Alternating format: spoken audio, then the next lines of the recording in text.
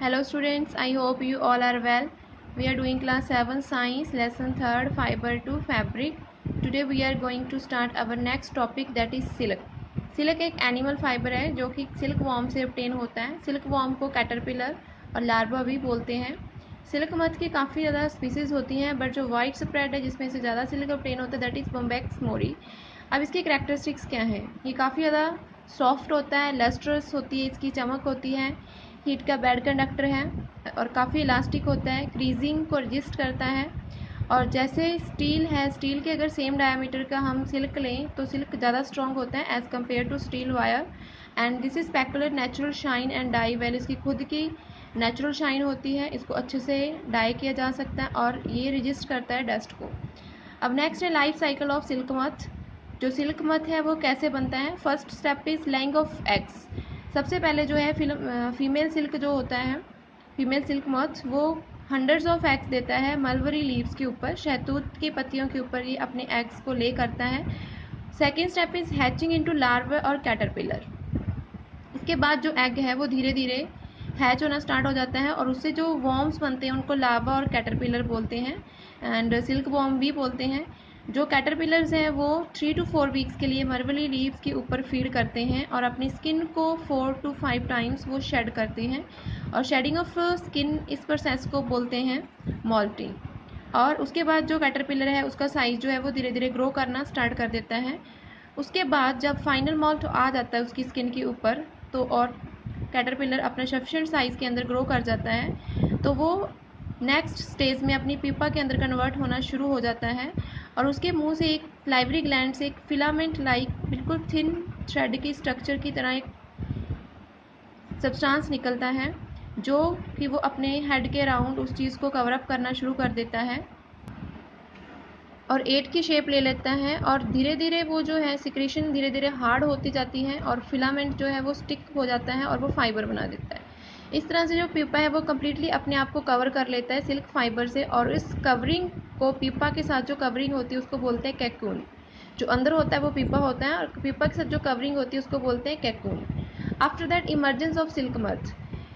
कैकून के अंदर जो पीपा है वो डेवलप हो जाता है धीरे धीरे और दोबारा से अडल्ट मथ जो है वो बन जाता है।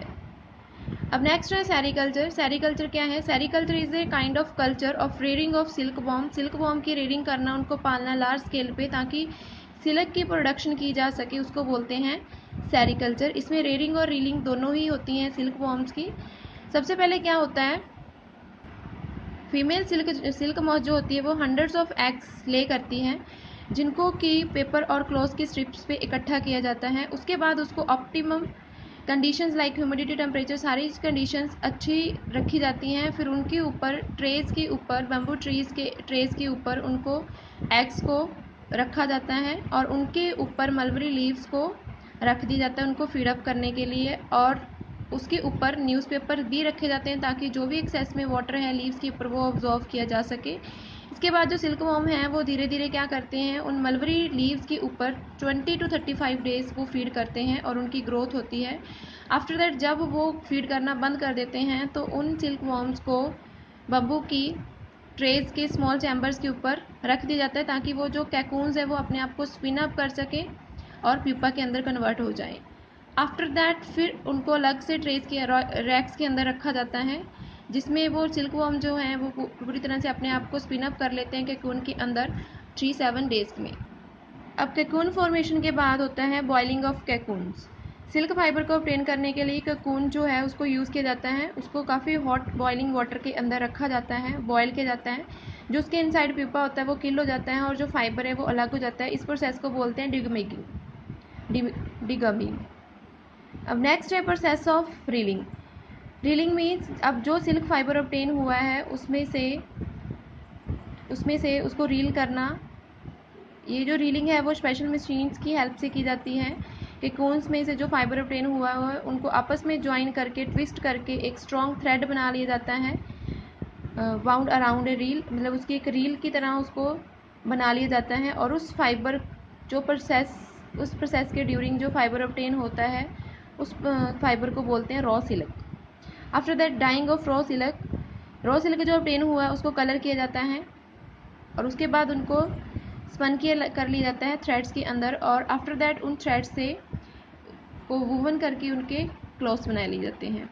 इंडिया जो है वो सेकंड लार्जेस्ट प्रोड्यूसर है सिल्क का वर्ल्ड के आफ्टर चाइना वर्ल्ड में।